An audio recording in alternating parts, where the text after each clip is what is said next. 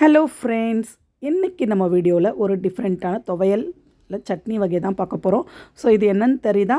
ஆமாங்க, இது பிரண்டை. ஸோ கிராமங்களில் வேலியோரமாக இருக்கும், நிறைய கிடைக்கும், சந்தைகளையும் கிடைக்கும். இதை எடுத்து நம்ம முதல்ல க்ளீன் பண்ணிக்கலாம். சைடில் இருக்க நாரெல்லாம் உரித்து எடுத்துகிட்டு உள்ளே இருக்க தண்டு பகுதி மட்டும் நம்ம எடுத்துக்க போகிறோம். ஸோ இதை க்ளீன் பண்ணுறதுக்கு முன்னாடி கையில் நல்லா எண்ணெயை தேய்ச்சிட்டு க்ளீன் பண்ணி எடுங்க. இல்லைன்னா கையெல்லாம் அரிப்பு ஏற்படும்.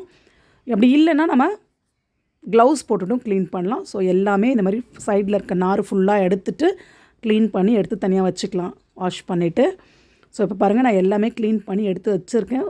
நாரெல்லாம் இல்லாமல் கம்ப்ளீட்டாக மொத்தமாக எடுத்துகிட்டு க்ளீன் பண்ணி வச்சுக்கோங்க. ஸோ இது ஒரு பக்கம் இருக்கட்டும். நமக்கு தேவையான பொருள்லாம் பார்த்தலாம். வெங்காயம், தக்காளி, பூண்டு, கொஞ்சமாக காஞ்ச மிளகா, உங்கள் காரத்துக்கு ஏற்ப பூண்டு ஒரு துண்டு, இஞ்சி, கொஞ்சமாக உளுத்தம்பருப்பு, இதெல்லாம் மட்டும் இப்போ வதக்கி எடுத்துக்க போகிறோம்.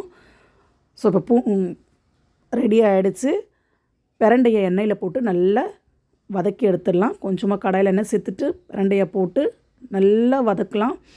அப்போ தான் அந்த டேஸ்ட் எடுத்து கொடுக்கும், ஹைலைட் பண்ணும். ஸோ நல்லா வதக்கிடுங்க. இந்த பிரண்டை கலர் சேஞ்ச் ஆகி வரும். இப்போ இந்த க்ரீன் கலர் அப்படியே லைட்டாகிட்டு வேறு கலர் மாறும். இப்போ பார்த்திங்கன்னா நல்லா டிஃப்ரென்ஸ் தெரியும். ஸோ நல்லா வதங்கியாச்சு. இப்போ இதை தனியாக எடுத்து வச்சு ஆற வச்சிடலாம். ஸோ இது கூல் ஆகிற வரைக்கும் தனியாக ஒரு பிளேட்டில் எடுத்து வச்சுட்டு இதே கடாயிலே நம்ம மற்ற ஐட்டம்ஸ் எல்லாமே சேர்த்து வதக்கிடுவோம். ஸோ அந்த கடாயை வச்சுட்டு அதில் எண்ணெயை ஆட் பண்ணிப்போம். ஒரு 1-2 ஸ்பூன் எண்ணெய் ஆட் பண்ணிவிட்டு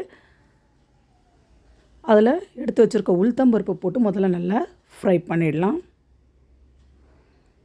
உளுத்தம்பருப்பு கொஞ்சமாக கலர் சேஞ்ச் ஆகி மொறுமொறுன்னு ஆனதுக்கு அப்புறமா மற்ற இன்க்ரீடியன்ஸ் எல்லாம் சேர்த்துக்கலாம். ஸோ இது ஒரு 1 மினிட் அளவுக்கு, 1 மினிட்டுக்கு நல்லா ஃப்ரை ஆகட்டும். கலர் சேஞ்ச் ஆகும்போது உங்களுக்கு தெரியும், ஸ்மெல் நல்லா வரும். ஸோ அப்போ பூண்டும் இஞ்சியும் சேர்த்துப்போம். ஒரு துண்டு இஞ்சி போதும், ஒரு 10 பல் பூண்டு சேர்த்து நல்லா வதக்கிடலாம்.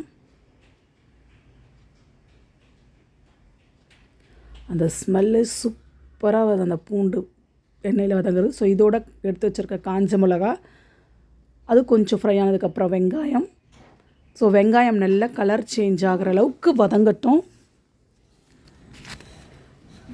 இது நல்லா வதங்கினதுக்கு அப்புறமா இப்போ தக்காளி சேர்த்து தக்காளியும் நல்லா சுருண்டு வர அளவுக்கு நல்லா வதக்கிடலாம்.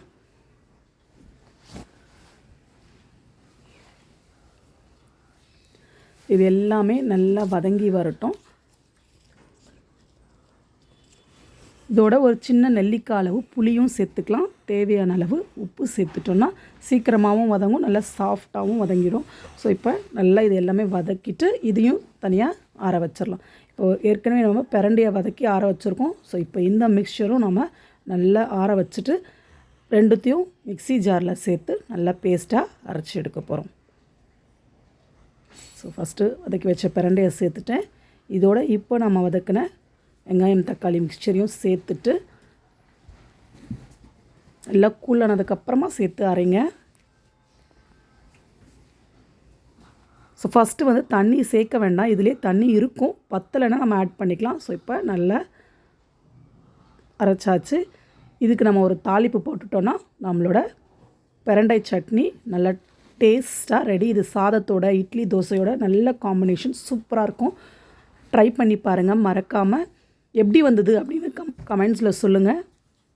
மீண்டும் அடுத்த வீடியோவில் பார்க்கலாம். அது வரைக்கும் பாய் பாய். நான் இப்போ சாப்பிட போகிறேன். நீங்கள் சாப்பிட ரெடியா?